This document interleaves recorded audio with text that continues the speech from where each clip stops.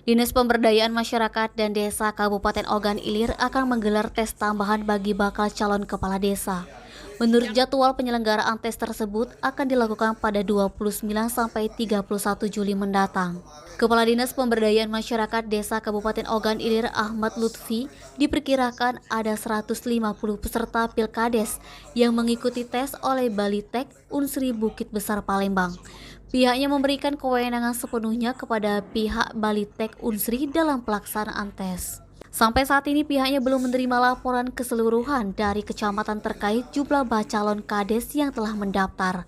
Namun dipastikan tidak ada desa yang mengikuti Pilkades yang pesertanya kurang dari 2.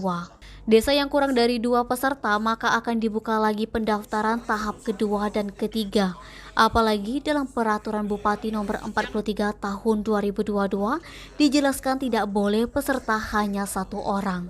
Eti Sumeko TV melaporkan.